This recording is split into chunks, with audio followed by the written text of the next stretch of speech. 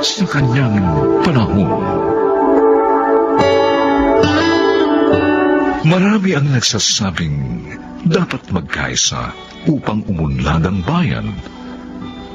Subalit sino nga ba ang dapat na unang magkaisa? Mga kaibigan, narito at ating pakinggan ang naging karanasan ni Florinda sa ating dulang sa kanyang panahon.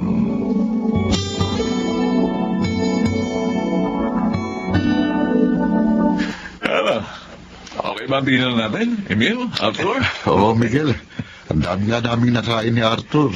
Nako, sigurado mag-iisip na naman ang hindi maganda si Celine kung saan ako naghapunan. Huwag ka na kasi mambabae pa, Arthur. Mabalik tayo sa pinag-uusapan natin, no? Alam niyo kung mananalo ang partidong itatatag natin, ha? Isa ang maaaring umupo sa Kongreso. At maaari pa maging dalawa yun, o tatlo. Depende sa dami ng botong makukuha natin, ha? Parang maganda yan, Miguel, ah. Magiging kongresista tayo. Oh, talaga maganda. Kaya nga kayong dalawa ni Emil ang una kong niyaya dito. Dahil alam ko na gusto niyo rin ang maglingkod sa bayan. At siyempre, habang nanunungkulan tayo, marami din tayong benepisyo. Aba, siyempre naman, ano?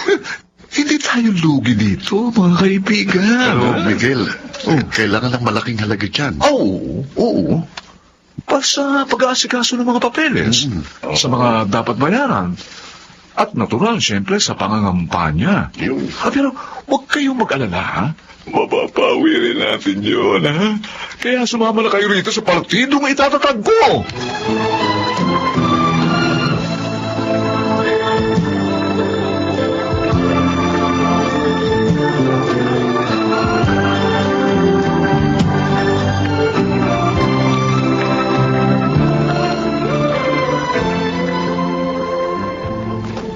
Heto nang hinihingi mong tsaa, Emil.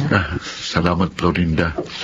Next week nga pala, tuloy ng medical mission natin sa bayan ng classmate kong si Gladys. Handa na raw ang lahat doon, sabi niya. Okay, hindi na ako kukuha ng appointment sa araw na yon.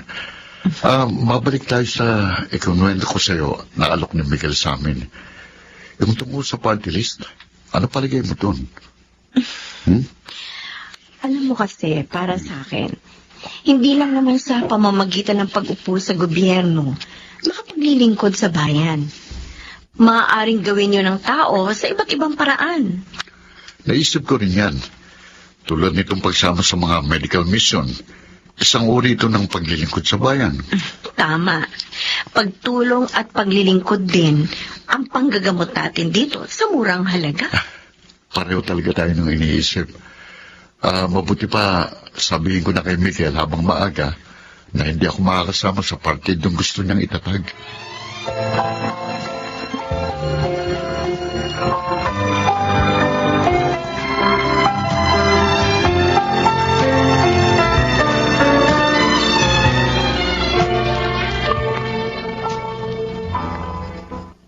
Ano? Hindi ka sasama? Bakit naman?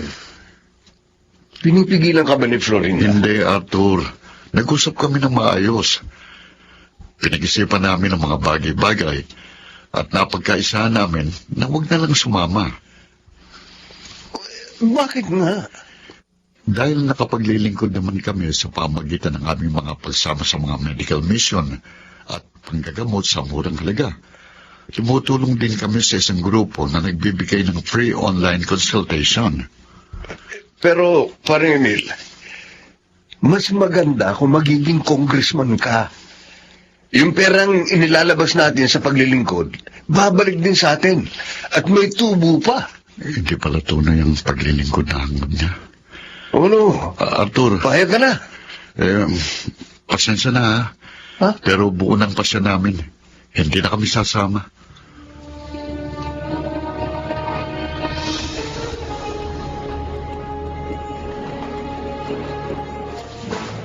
Sayang naman kung hindi natin makakasama si Emil sa partido. Ayun, malaki may tutulong niya eh. Nanghihinayang din ako eh. Pero, mas nakinig siya sa asawa niya eh. Minsan kasi yung si Emil, Oh, na-under ni Florinda eh. Talaga? O baka naman hindi nyo lang kinausap si Florinda. Hindi ko talaga siya kinausap. Si Emil lang. Okay, sige. Ako kakausap sa kanya. Malay natin. Baka makumbinsi ko siya. Ikaw bahala.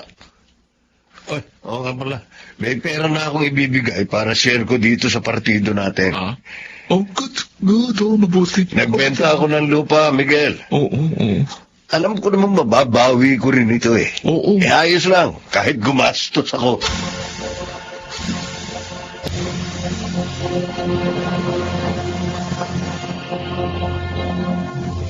Oh, napasyal ka, Miguel. Oo.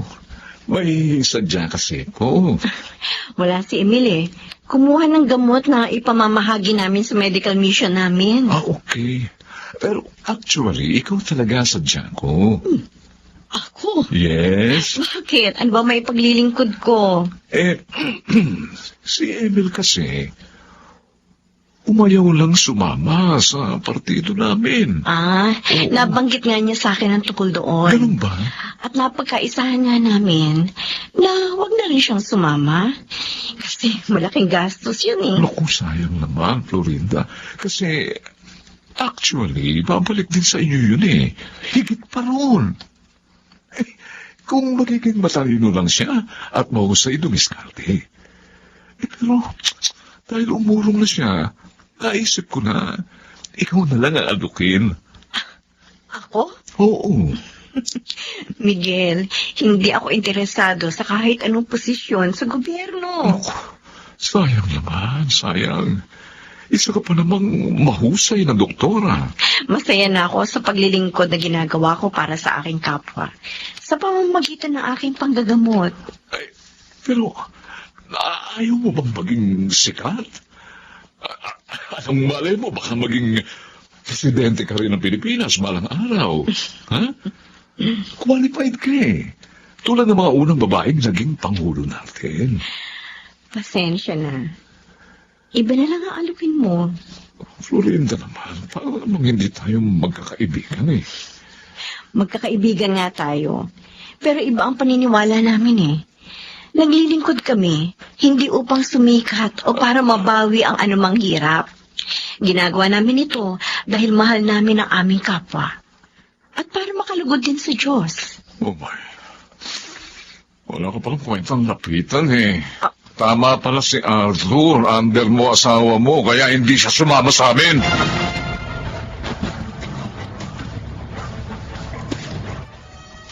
Anak, napansin ko mula nang umalis yun si Miguel, naging matamlay ka na. Bakit ba? Nasaktan lang po ako sa mga sinabi niya. Ay, bakit? Ano ba sadya ng taong yun? Inihimok po niya ako na pumalit kay Emil sa partido nila. Ano? Nang hindi ko po siya pagbigyan, nagsalita na siya ng masakit. Hello ko pala siya. Ano ba sinabi niya? Wala raw po akong kwentang lapitan. At under ko raw po si Emil. Makitid pala utak ng taong yun.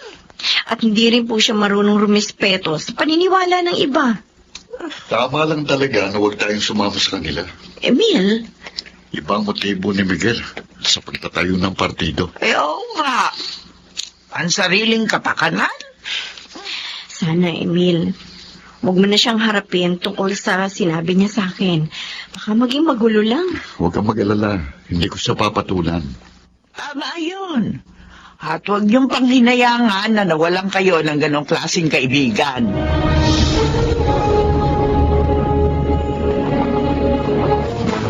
Arthur! Oh, Bakit binenta mo ang lupa nang hindi man lang sinabi sa akin? kailangan ko na kasi ng pera. Kaya minadali ko na. Saka lupa ko naman yun ha. Anong problema? Bakit ka ba ganyan magsalita? Samantalang ako, lagi kita kinukonsulta sa bawat desisyon ko. Bakit? May babae ka? Tigilan mo na nga yung pagseselos mo. Wala akong babae. Kung ganon, saan mo ginamit ang pera? Sa partido namin. Tatakbo kong kongresista ng party list. Wala. Okay ka na.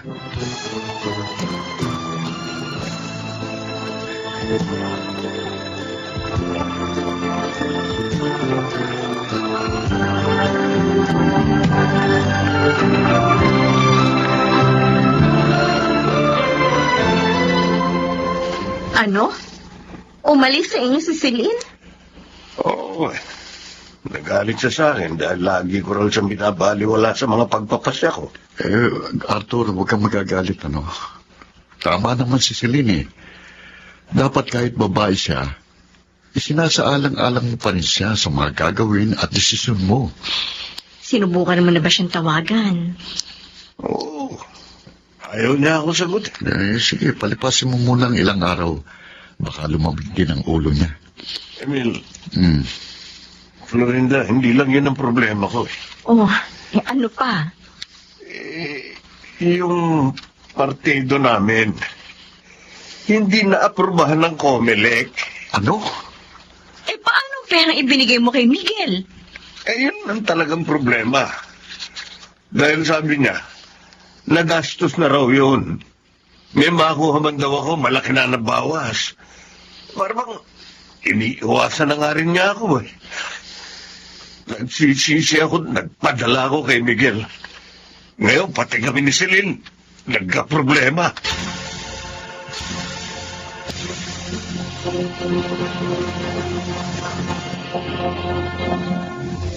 Tungkol ba kay Arthur?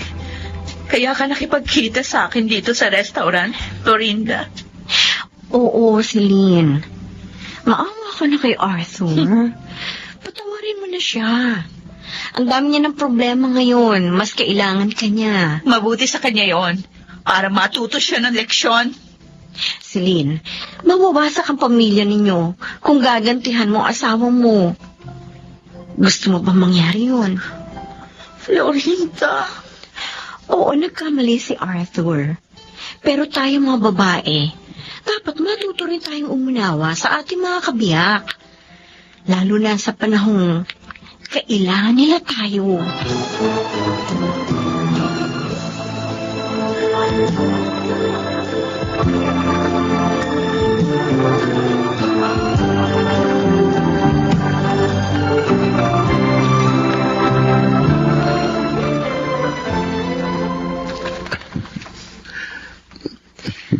Oh, bakit nakangiti ka dyan, mister? Masaya lang ako. Abot-abot kasi yung pasasalamat sa'yo ni Arthur. Dahil napagkasundo mo sila ni Celine. Buti nga nakinig siya sa akin. Ang swerte ko talaga sa'yo. Hindi ka lang mabuting ilaw ng tahanan. Ilaw ka rin ang puso at isipan ko na gumagabay sa mga pagpapasya ko.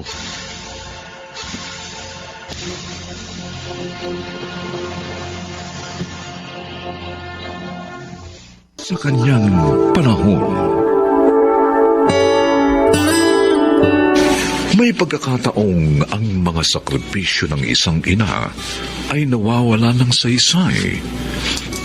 Sapagkat yun ay dahil sa mga anak na nagiging rebelde sa mga magulang at nawawalan ng respeto. Ito ang naging karanasan ni Lawrence sa ating dulang sa kanyang panahon. Lito, eto na notebook mo.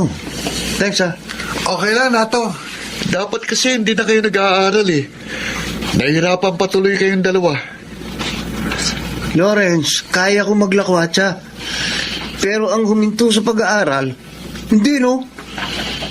Di bilambo ko ng tatay ko pag ginawa ko yun. At tatala ka naman ako ni inay mula umaga hanggang gabi. Mali naman kasi na huminto tayo ng pag-aaral. Dapat nga, magsikap tayo habang nariyan pa ang parents natin at inaalalayan tayo. Naku. Nag-sermon na naman si Father Lito. Oo nga. Change topic na lang. O ano, pupunta ba kayo sa party ni Bogs bukas? Aba, siyempre, may tauma yata dun. Ikaw, pupunta ka. Oo naman. Nakapagdahilan na ako kina inay at itay. Ako, hindi ako makakapunta eh. Kasi, may deliver si Tay. Sasamahan ko siya. Naku, yan ang hirap na kasama ang mga magulang eh.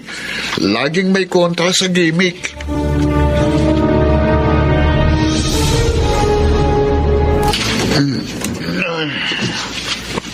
Oh, Hazel, ba't kasing ka pa?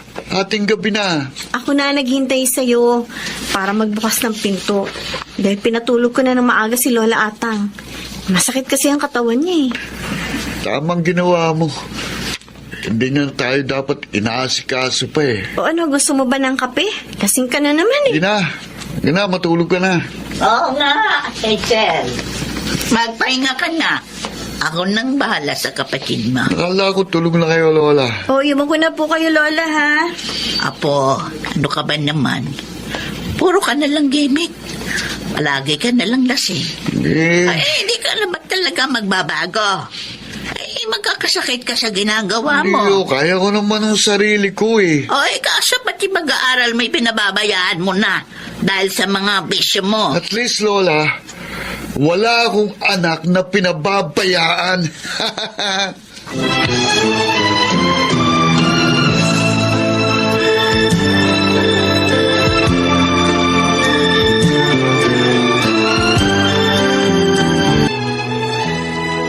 Anak, ngayon alam ko na. Yun ang dahilan. Kaya nagkaganon yung panganay mo. Dahil iniisip niya, pinababayaan mo sila. Alam niyo po, hindi totoo yun, Nay. Dahil sa kanila, kaya ako nagtitiis sa trabaho ko dito sa Dubai. Para mabigyan ko sila ng isang magandang kinabukasan. Ay, ilang beses ko na rin ipinaliwanag yan sa mga anak mo. Mukhang yung bunso mo lang yung nakaunawa. Hindi po, bale. Kakausapin ko muna masisinan si Lawrence pagbakasyon ko dyan. Total, malapit na naman ho yun. Oy, sana makinig sa iyo yung si Trina. At mailigtas natin siya sa pagkasira ng kanyang kinabukasan.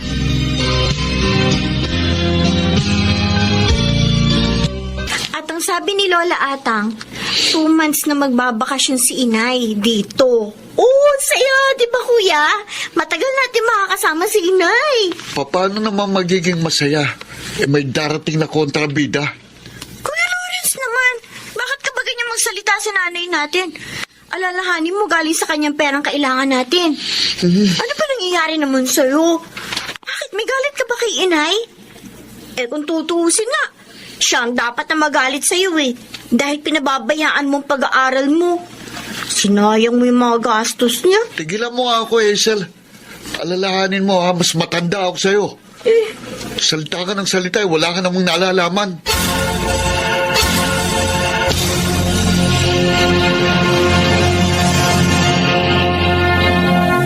Salamat po sa mga pasalubong niya, Nay. Nagustuhan ko po. Ay, anak, ako rin. Nagustuhan ko yung damit at yung pabagong bingay mo. Kaya lang, gumastos ka pa ng gusto. Masaya po akong gawin yun sa inyo, Inay. Oh, Lawrence, anak.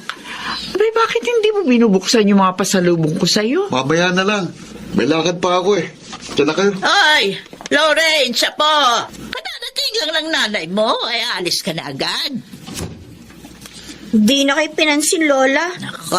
Kuya talaga nakakainis.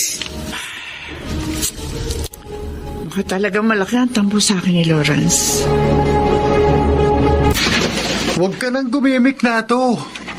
Mag-review na lang tayo para sa exams bukas. Ano? Wala ka namang makakasama eh. At yak, hindi na darating si Lawrence.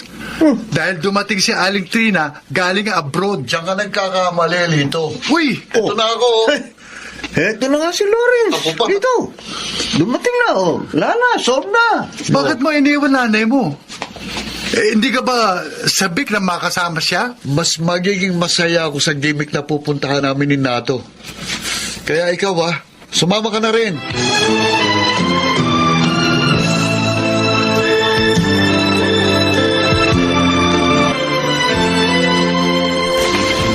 Lawrence, anak. Dinala ko dito sa kwarto mo almusal mo. Bakit dinala niyo pa? May paa naman ako para magpunta sa kusina. Lawrence. Anak, bakit ka ba ganyan sa akin? Ano ba kinagagalit mo? May dapat ho ba akong ikatuwa? Ganong pinabayaan niyo kami kay Lola? Lawrence. 10 years old lang ako nang mag-abroad kayo. At 22 na ako ngayon. Ibig sabihin, 12 years yung tinakasan ng responsibility nyo sa pag-aalaga sa amin. Hindi ko kayo tinakasan, anak. Oo, nagtrabaho ko sa ibang bansa. Pero yan ay upang mapag-aral at mabigyan ko kayo ng isang magandang buhay. Maayos ba yung wala kayo nung mga panahong birthday namin? Nung may sakit kami? Oo, nagpapadala nga kayo ng pera. Pero hindi naman perang kailangan namin, kundi ang mga magulang namin. Inaamin ko, may pagkukulang ako. Pero sana naman maunawaan mo na dahil patay na ang tatay niyo, kailangan kong kumayod na mag-isa para mabuhay tayong lahat. Ang sabihin nyo, hindi nyo kami mahal. Nag-abroad kayo para makaiwas sa hirap sa pag-aalaga sa amin. Hindi totoo yan, anak. Mahal na mahal ko kayo. At hindi ko pinagsisisihan na naging mga anak ko kayo. Kahit na nga nahihirapan ako sa pagiging ina at ama nyo.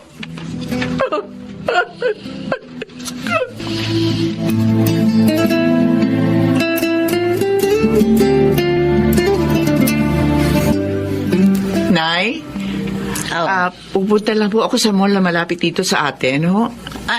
Bakit, anak? Susurpresahin ko po si Lawrence sa birthday niya. Bibilan ko siya ng regalo. Nako, tanggapin kaya niya yun.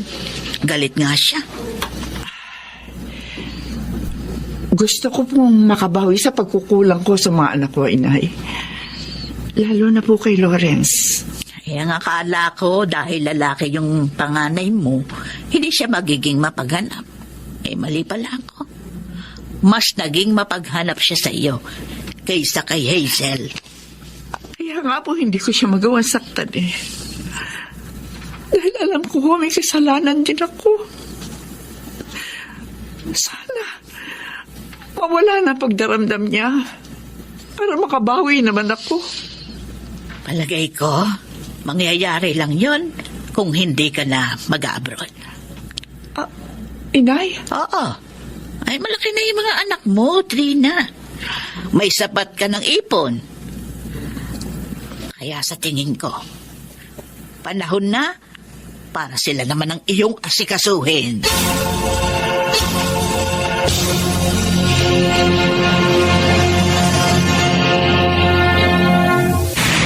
Sana magustuhan ni Lawrence yung regalo ko para sa birthday niya. Sana kahit papaano, pabawasan ang pagdaramdam niya sa akin. Tama si inay. Malaki na ang mga anak ko. Kaya pwede na akong huminto sa pagtatrabaho sa abroad. Gagamitin ko na lamang sa negosyo ang aking ipon.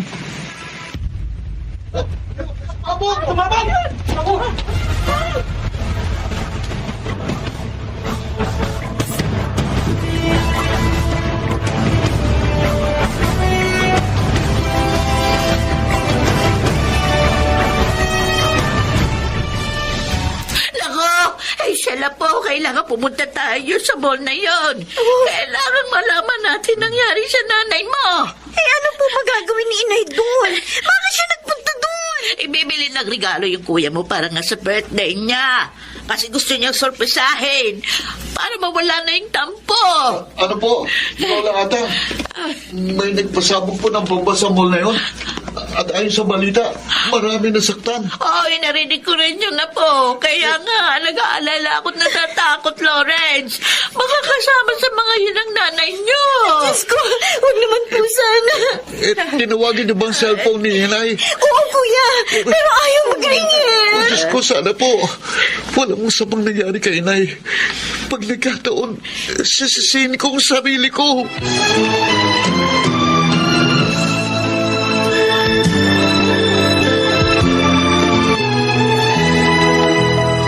Nay, sana walang masamang nangyari sa inyo. Sana sa ibang mall kayo nagpunta. Pangako po, makaligtas lang kayo. Magbabago na po ako. Lawrence? Anak? Nay! Hoy, Nay! Nay, salamat! Ligtas kayo, Nay! Salamat! Saan, anak? Sa pagsabog doon sa mall? Opo, kasi sabi ni Lola, doon daw kayo nagpunta. Ay, oo, totoo yun, anak. Ang dami nga na disgrasya. Kasi nga, ibinili kita na regalo. Tapos, may sumabog. Pero nakalabas na ako noon. Kaya hindi ako napasama sa mga nasaktan. Salamat sa Diyos. Yung ba ang dahilan? Kaya ka umiiyak? Opo, Nay. Ay, Nay, ayoko pong mawala kayo sa amin. Mahal na mahal ko po kayo. Nay, patawarin niyo ako. Nagrebelde ko sa inyo. Naging makitid ang isip ko. oh, anak ko. Naunawa ako na ngayon, Nay. Pangako po, magbabago na ako. Pahalagahan ko na ang mga sakripisyo ninyo.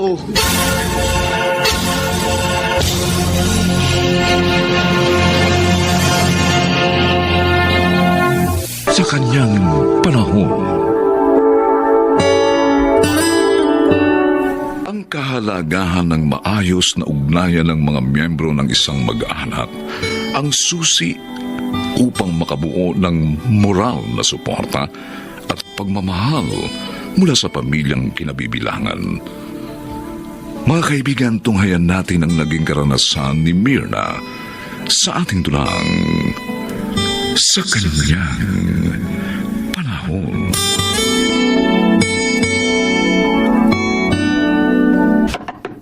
Hilda! Oh! Hilda, ano ba?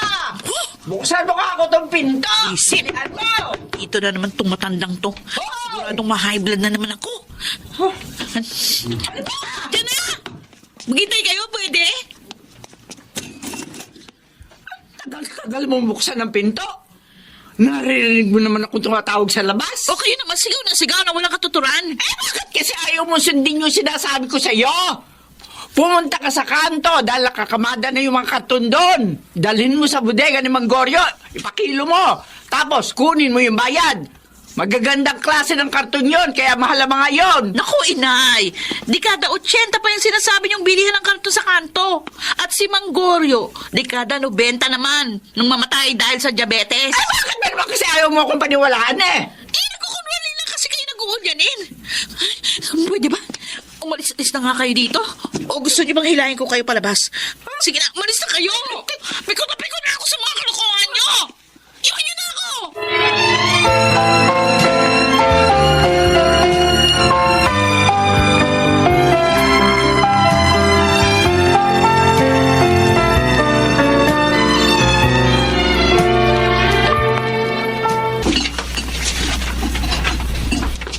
Nakasalubong ko po kanina sa palengke si Myrna, tay. Iyak na naman ang iyak. Ginulo na naman daw po siya ni Chiang Maria dun sa tinitirhan niya. Hindi ko na rin alam kung paano pagbabatiin ang maginang yan. Masyado ang galit nila sa isa't isa. Halos isumpa nila ang bawat isa. Habang dumaraan ang mga araw, parang lalo naman pong tumitigas sa mga kalooban nila. Hanggat hindi sila umaamin sa kanilang mga pagkukulang, hindi talaga sila magkakapatawaran. At ang masama niyan, baka makamatayan pa nila ang puot nila sa isa't isa.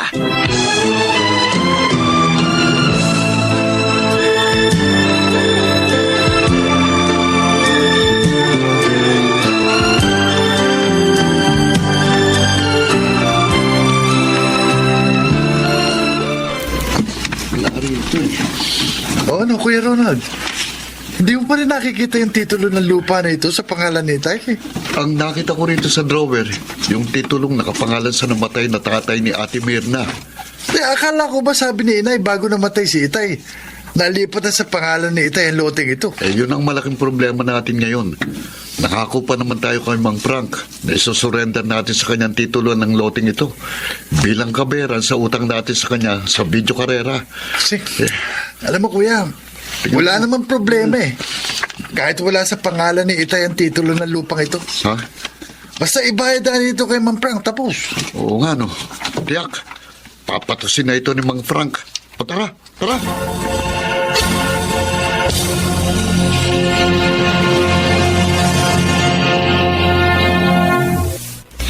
Hanggang Hanggang kailan ba ninyong titikisin ang isa't isa ni Tiang Maria, ha, Mirna? Kahit paano, apektado kami ni Itay sa mga nangyayari sa pagitan ninyo mag-ina. Hindi lang naman yung pagkukunwari niyang pag-uulyan ninyong kinamumuhian ko sa kanya, Nida. Pero maraming taon na ang lumipas. Matagal nang patay ang anak mo. Baka pwede mo nang ibigay sa kanya ang iyong kapatawaran. Hindi maburas sa isip ko yung nakaraan.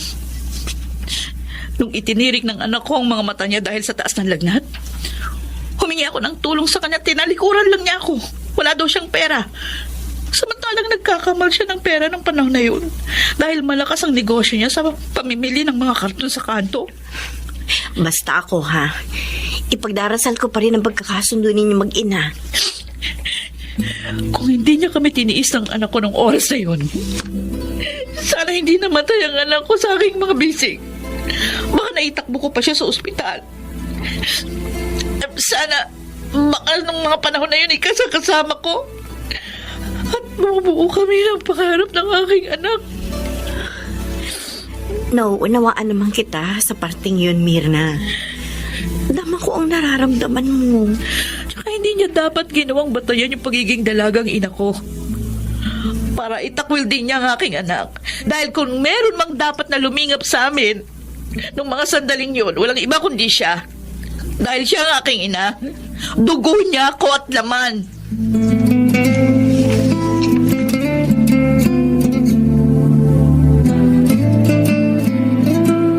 Ay! Ay, Kayo magkapatid. Kuya, siya, matong nakita Ano tayo. yung papel na dala nyo?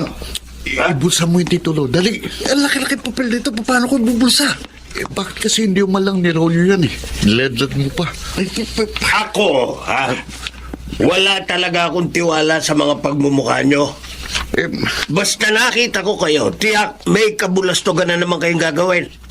Akin na yung papel na itinatago mo sa likuran mo, Jack. Pero, Chong, Ibibigay mo sa akin yan o padadapuin ko sa katawan mo itong daladala kong arnes. Kuya, paano to? sige na. Ibigay mo na. May magagawa pa ba tayo? Ito po, Chong. Ha? Titulo to ng lupa ng tatay ni Mirna. Bakit daladala nyo to? Anong balak nyo sa titulong ito? Ha? Sumagot kayo ng maayos. Chong. Dahil kung hindi, pamamagain ko mga katawan nyo sa arnis na dala ko.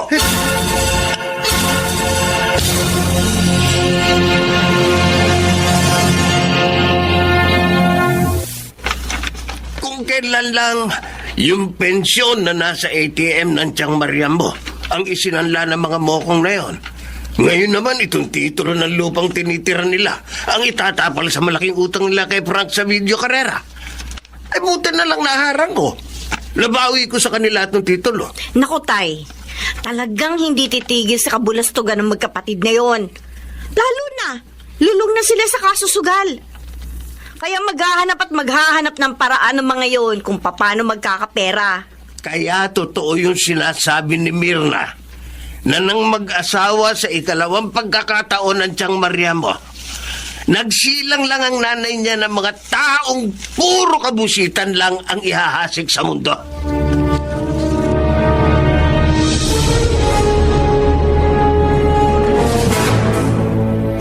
Ano ba yan? Bakit ba? Sabi na tigilan niya yung paglalaro ng palobo sa kalsada eh. Akin na nga yan! Akin na! Teka!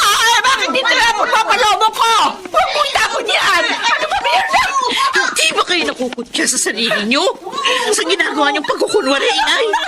Dapat ipaglalaro ng palobo, pinatulan niyo na para lang ipakita nag-uulyanin na nga kayo? Na nag-iisip bata na kayo?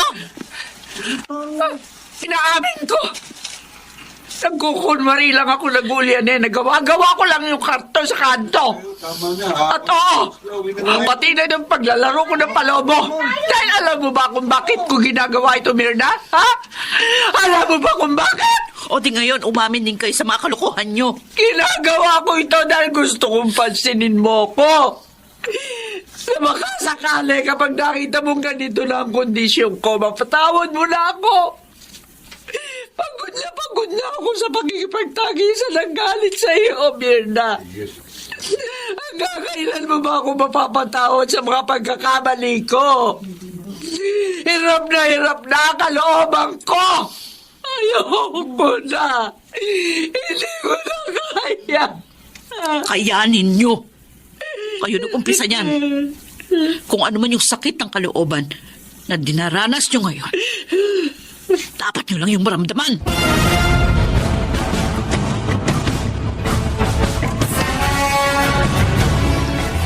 Ano kuya? Magmamasta na lang ba natin sa ganyang kalagayan si inay? May magagawa rin ba ako kung ayaw niyang kumain? Ayaw rin niyang padala sa ospital dahil ayaw na rin daw niyang mabuhay. Panay ang banggit niya sa pangalan ni Ate Mirna. Sunduin mo kaya, kuya? Hindi sasama sa akin yun. Alam mo namang sukang-suka rin sa ating dalawa yun eh.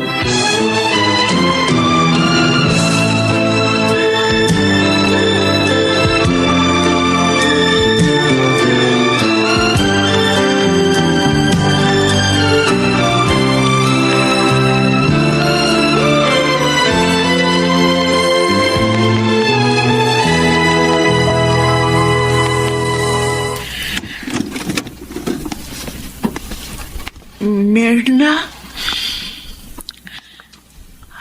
Sabi ni Ronald at JR, ayaw niyo raw padala sa ospital. Gusto ko nang mamatay. Wala na rin naman dahilan para mabuhay ako. Bakit ako? Hindi ba ako isa sa maraming dahilan? Para asamin niyo pa ang isang mas mahabang buhay, Nay. Anak, Mirna, totoo ba yung narinig ko? Ang akala ko, ang hindi ko pagpapatawad ang magbibigay ng hustisya sa mga sakit na naramdaman ko sa mga nangyari sa pagitan nating dalawa. Pero habang nagkikimkim ako ng galit sa inyo sa matagal na panahon, para namang nilalaso ng aking buong pagtao na kung mayroon mang naging unang biktima ng hindi ko pagpapatawad, ako pala yun. Alam ko. Masyado rin kitang nasaktan. Kaya hinihingi ko rin ang kapatawaran mo, anak. Batid na Diyos kung gaano ko palaging inaasam na mayakap ka. Kaya nung bata ka pa, lahat ng masasayang sandali sa pagitan natin dalawa. Kung alam mo lang, sabik na sabik din ako na mayakap ka, Inay. Buong buhay ko wala akong inasam, kundi ang kalinga at pagmamahal mo. Mahal na mahal kita, Inay. Anak. Mahal na mahal. Kaya hindi ko kakayanin kung muli pang magkakalayo ang ating mga kalooban.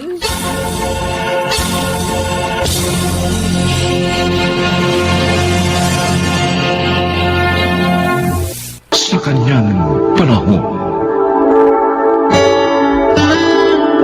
ang kawalan ng pagkakontento at pagiging sakim ay nagiging dahilan ng maraming kaguluhan.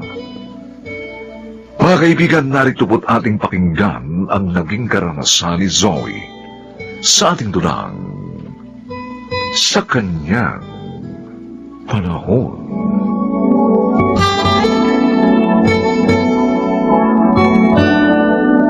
Narito na po ako, Attorney Bellarmino. Anong ginagawa mo dito, suwail na babae? Ate Eloisa. Ako ang tumawag sa kanya, Eloisa. Attorney, bakit mo ginawa yun? Dahil kailangan narito din siya sa pagbasa ko ng nasa testamento ng mga magulang ninyo. Suwail yan. Nakalimutan mo na ba? Bago namatay sina Zoila at Alfonso, napatawad nila si Zoe. Attorney, babasahin niyo na ang testamento ni na Mama. Pero, 1 month pa lang nakakaraan. nung pumanaw sina mama at papa. Iyon ang nakasaad sa kanilang huling bilin. O, sige na. Basahin mo na para matapos na to. Ang daming satsat. Madali lang naman ito. Dahil ang nakalagay dito, hahatiin ang pantay sa inyong dalawa ang kabuhayan nila Zoila at Alfonso. Ano? Bakit hati? Hindi dapat bigyan ng babaeng yan dahil sinuway niya sina mama at papa. Nagpakasal siya sa lalaki na ayaw nila. Ate, natanggap na nila si Jim. Ay, sana naman, huwag ka na magalit. Tumigil ka! Attorney, hindi tama ang nakalagay dyan. Mali yan! Wala akong binago sa nakasulat, Eloisa. Makabubuting sundin mo na lamang ito para hindi na magkagulo. Hindi! Hindi ako papayag! Maghahabol ako sa korte!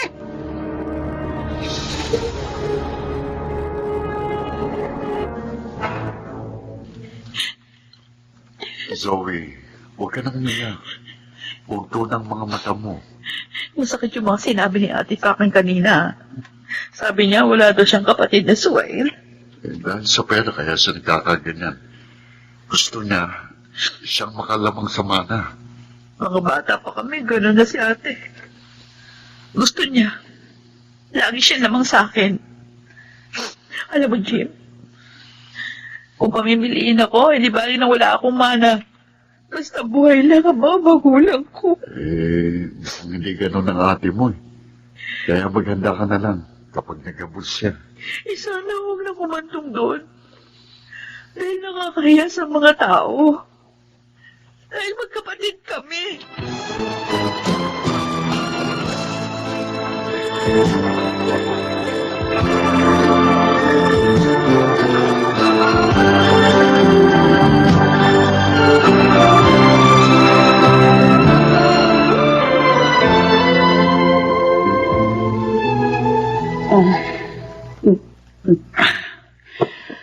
Walang hiya. Naging kapantay ko pa. Kahit na naggalit sa kanya mga magulang namin. Iyang yun. Reset. Tigil mo na nga yung pag-inom ng alak, Eloisa. Dahil lang sa mana, nagkakaganyan ka. Hindi basta pera yun, Nathan! Malaking halaga yun!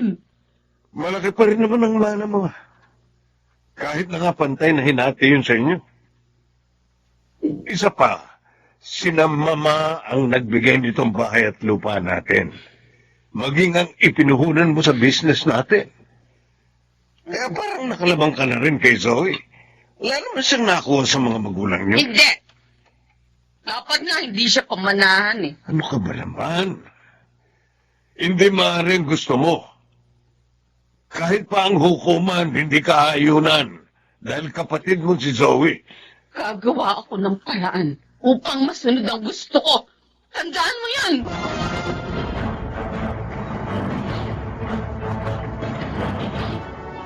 Attorney, tumawag po si ate sa akin. Pinagmumura ako sa cellphone. Ginawa niya yun? Opo. Kahit naman noong pa, attorney. Masama na ugali niya si Eloisa eh. Mataray. At mayroong pagkasakim. Nagbanta rin po siya laban sa akin, Manang Adela. Sabi niya, hindi ko rin pakikinabangan ang mamanahin ko. Ano? Oo. Hindi siya dapat magkaganon.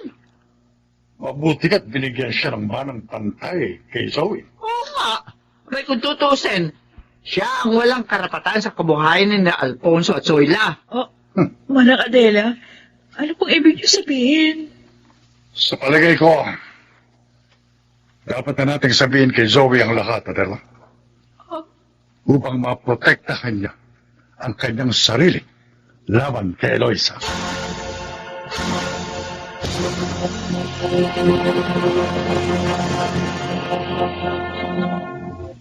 Anong kailangan mo, Eloisa? Pinuntahan mo pa ako rito sa bahay ko. Diretso na kita, attorney. Gusto kitang alukin. Halukin? Ano? Bibigyan kita ng 10% sa kayamanan ni na mama at papa. Gawan mo lang ng paraan na mawalan ng mana si Zoe. Baliw ka, Eloisa. Hindi ko magagawa ang gusto mo. Ano? Dapat nga pasalamat ka pa. Dahil pinamanahan ka. Kahit na nga, ampun ka lang. Hindi. Anong pinagsasabi mo? Hindi totoo yan. Nasa akin ang adoption papers mo. Ipakikita ko sa'yo kung gusto mo. Sinungaling! Sinungaling ka! Sinungaling!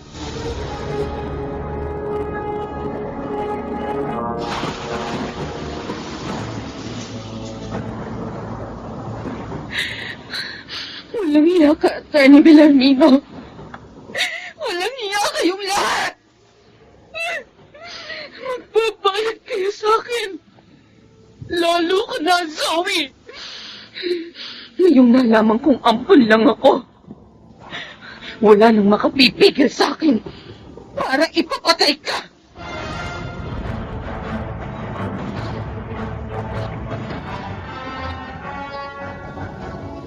Oh, bakit tanghali na nakahiga ka pa? Sabi mo kahapon na alis ka ngayon ng maaga. Nilalagnat ako, Nathan. Masakit ang katawan ko. Bukas na lang ako aalis. Pareho pala tayo ng nararamdaman. Ha? Ikaw naman kasi, nagpaulang ka pa nung makalawa. May sasakyan ka naman. Mukhang nahawa yata ako sa'yo. Bukas na lang ako papasok sa opisina.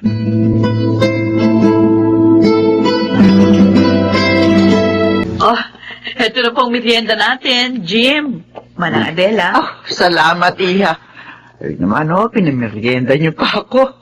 Ako nag-bake niyan. Manang. Masarap po mag-bake itong miss ko, Manang. Balak nga niyang magbukas ng bake shop. Ay, maganda yan. Hoy, sana naman kunin niyo na lang ako dito sa inyo. Ha? Uy, kasi nalulungkot ako daw sa bahay niyo, Zoe. Ah, okay. Sige, sige, Manang. Dalawin niyo na lang po once a week yung bahay. Ay, salamat. At teka, kaya nga pala ako nagpunta rito para ibalita sa inyo ang nangyari kina Eloisa at sa kanyang pamilya. Bakit po, Manang? Ano po nangyari? Ay, nagka-COVID silang mag-asawa. Ha? Oh, Diyos ko. Ano na palagay ni na ate ngayon, Manang Adela? Sabi ng katulong nila nang tawagan ako, nandoon daw sila sa ospital. At siya lang ang nag-aalaga doon sa pamangkin mong 3 taon pa lang. Awa naman si na ate. Jim, Zoe. ipagdasal natin na sana makaligtas sila sa mapanganib na sakit na yun.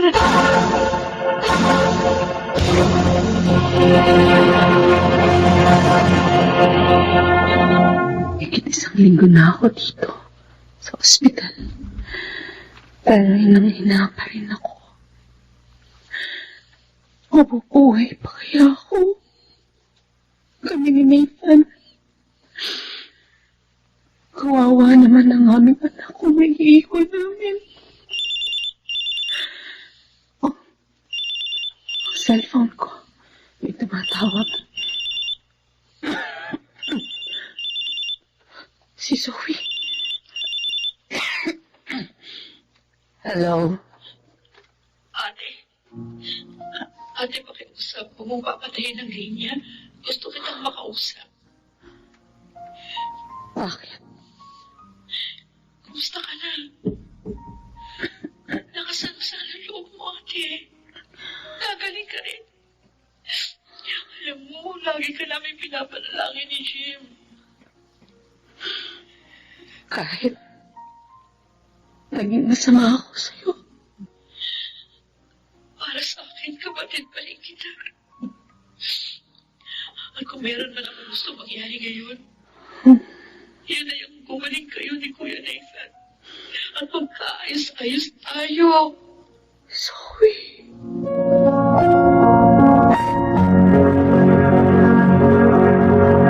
Zoe, love. Saan ka pupunta? Kina ate Eloisa, love. Dadalawin kong pamangkin ko. Dadalang ko rin sila ng pagkain ng kanyang yaya. Ay, sasamahan na kita. Ay, thank you, love. Buting mo. Para hindi na ako mag-taxi. Magpapadala rin ako ng pagkain para kina ate at kuya dun sa ospital. Ang bait talaga ng misis ko. Kahit na nalaman kong ampun lang pala ni na mama si ate, kapatid pa rin ang turing ko sa kanya. At patutunayan ko sa kanya yun. Patuloy ko siyang dadamayan. Lalo na ngayon, may sakit siya.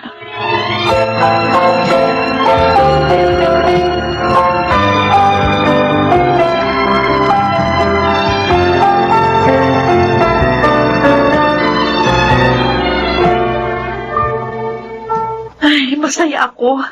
At ligtas na kayo sa sakit na yon, ate. Magaling na kayo. Ako man, Zoe. Salamat sa mga dalangin ninyo. Hinamit ng Diyos na paraan ang pagkakasakit ko upang magliwanag ang isip ko. Ate Elise. Patawarin mo sana ako, Zoe. Naging sakim ako. Hindi na kontento. Pinagbalakan pa kita ng masama. Lalo na nang malaman kong ampun lang ako. Ate. Pero salamat sa Diyos at sa iyong kabutihan. Ngayon, namulat na ako sa mga pagkakamali ko.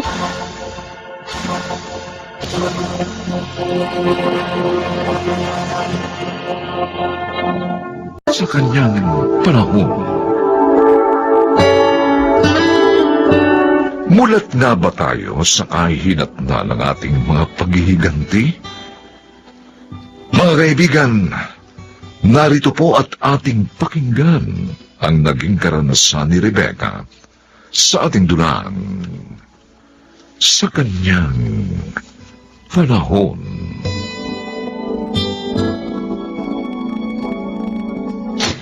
Ay! Pumutok na yung panabigang ko. Manganganak na yata ako. Ay, dalawa tayo rito. Tataong bang nakabiyahe na papunta Subic ang tatay mo at si William. Hindi ko alam kung anong gagawin ko. Sandali lang. Masakit na masakit ka dyan ko, Nay. Teka, sandali. Tatawagan ko ng taxi para madala ka sa pinakamalapit na ospital. Hindi, ayaw manganak sa ospital. Si Rio, sunduin niyo siya. Yung gusto kong magpanak sa akin. Si Rio? Pero anak, nakinig niyo sinabi ko, di ba? Puntahan niyo na si Rio. Sabihin niyo, manganganak na ako. Sabihin niyo, wala akong gustong magpanak sa akin. Kundi siya!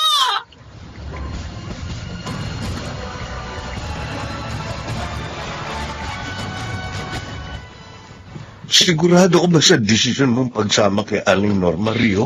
Pumutok na ang panubigan ni Rebecca, Milan. At habang humahaba ang oras pagkaputok ng panubigan, posible ang panganib ng impeksyon sa sinapupunan at sa sanggol. Kaya kailangan puntahan ko siya agad. Ewan ko ba, kinakabahan kasi ako sa... Hindi ko maintindihan eh. Dahil sa gagawin mong pagpunta kina Rebecca. Aalis na ako. Mahalaga ang bawat oras. Tatawagan na lang kita ano't anuman.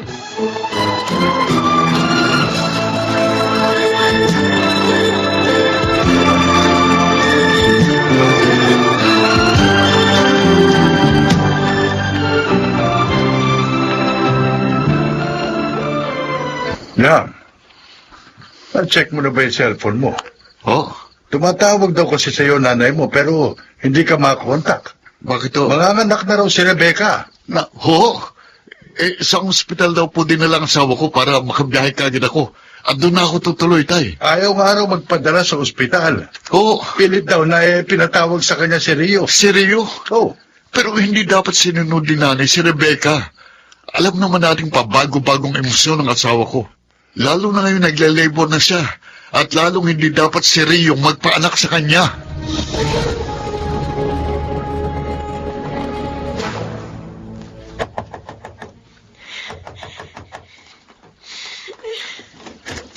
Rio, ito na yung mga gamot na pinabili mo.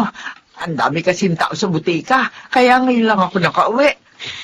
Bakit ba? Ano nangyari, ha? Si Rebecca po kasi, Aling Norma. Susuka lang daw po siya sandali sa banyo, pero hindi pa siya lumalabas. Ha? Sandali. May susi ako ng banyo. Ito. Ilang minuto na po nagtatagal si Rebecca sa banyo. Nag-aalala na po ako sa kanya at sa sanggol. Oh, Diyos ko! Rio, nakalakas ang ulo ng anak ni Rebecca!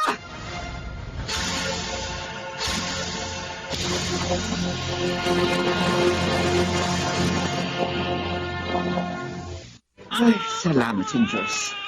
Karaos na sa panganak ang kaibigan mo, Rio. Pero, nagiging kulay asul po ang baby, Aling Norma. Kailangan po natin siya dalhin sa ospital. Sabi mo kanina pagkasilang niya, maayos naman ang tinik ng puso Hindi niya. na po tayo pwedeng magkasiya ng oras. Tumawag po kayo ng ambulansya. Kailangan po dalhin po natin ang baby sa ospital.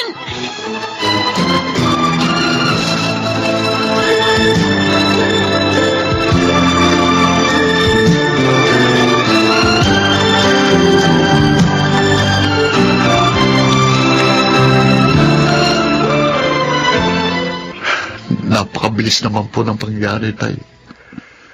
Pagkatanggap natin ng balitang manganganak na si Rebecca, ngayon, nandito tayo sa ospital para lang malaman na patay na kami, anak. Low oxygen environment ang sinasabing dahilan ng kanyang pagkamatay. Napakasakit, Tay. Siyam na buwan ko siyang hinintay.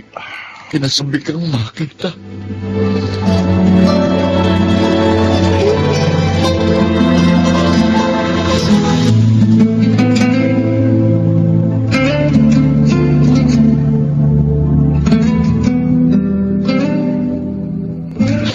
Wala naman akong hinangad ng mga oras na yun, kundi ang mapaanak siya ng maayos, Milan.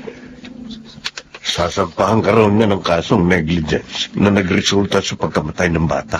Alam ng Diyos, malinis ang konsensya ko. At kahit siya, maging sa sarili niya, alam niyang wala akong kasalanan sa pagkamatay ng kanyang anak.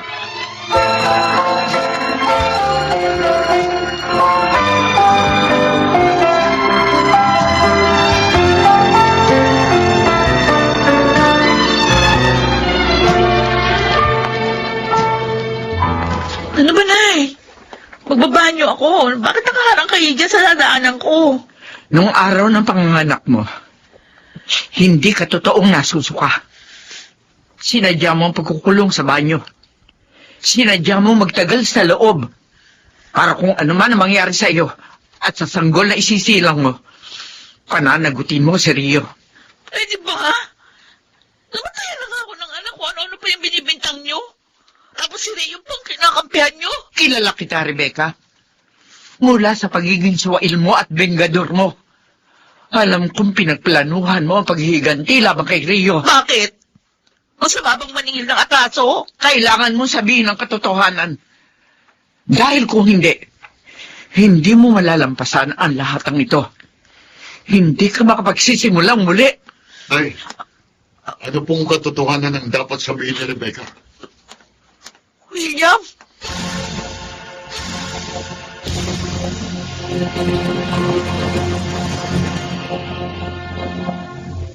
Dama mo bang sakit? Tulad ng sakit na hanggang ngayon, ramdam na ramdam ko pa nang lasingin mo ko na para na maangkin mo! Mahal kita, kaya ako nagawa yun. Pinlano nyo ni Milan at Triyong lahat. Pumayag ka maging kasangkapan nila para mapagtagpan ang kataksilan nila sa akin. Ilang taon na rin ang nakalilipas. Bakit hanggang ngayon, hindi mo pa rin nakakalimutan ang mga nangyari? Dahil akong biktima ng mga kasinungalingan nyo! Rebecca, Pinaglaruan yung damdamin ko! Sinira ang mga pangarap ko! Ang buong buhay ko! Kaya sumumpa ako sa sarili kong isang araw! Matitikman nyo ang aking paghihiganti!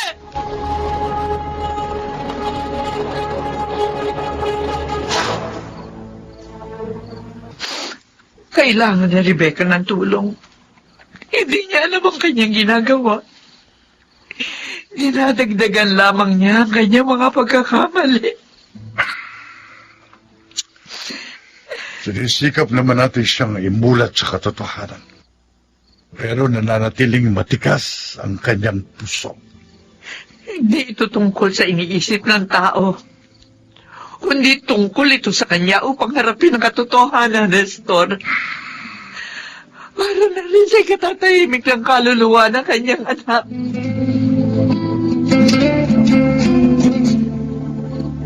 Mayat maya, sinicheck ni Rio ang tibok ng puso ng sanggol. Noong mga oras na yun, Malakas ang tibok ng puso ng sangkol. At oo, talagang sinadya akong matagal sa banyo. Para hindi magkaroon ng pagkakataong ma-monitor ni Rio ang anak ko.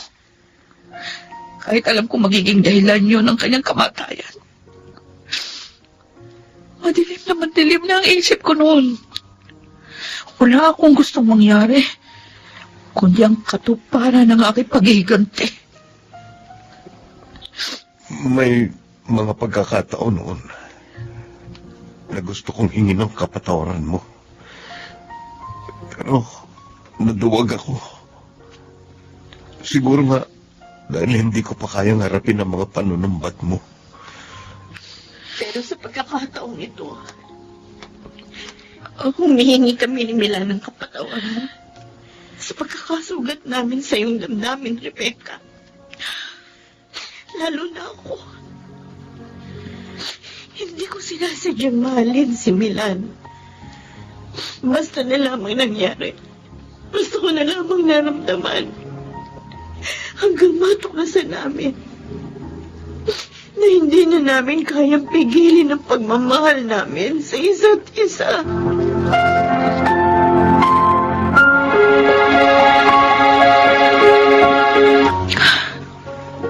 Bakit ganun, Nay? Bakit sa akin bumabalik ang lahat ng sakit? Samantalang ang gusto ko lang naman, maranasan din ng mga taong nanakit sa kalooban ko. Ang mga sakit na dinanas ko. Dahil walang matamis na paghihiganti, anak. At alam mo ba kung anong pinakamagandang paraan na paghihiganti? Yung ituloy mo ang buhay mo. At pagkatapos, mamuhay ka ng maayos. Ang laki ng kasalanan ko sa aking sarili. Lalo na sa Diyos. Buksan mo ang puso mo, Rebecca. Nang sa gayon, ay muli mong maihanda ang sarili mo sa mga darating pang posibilidad at pagbabago sa iyong buhay.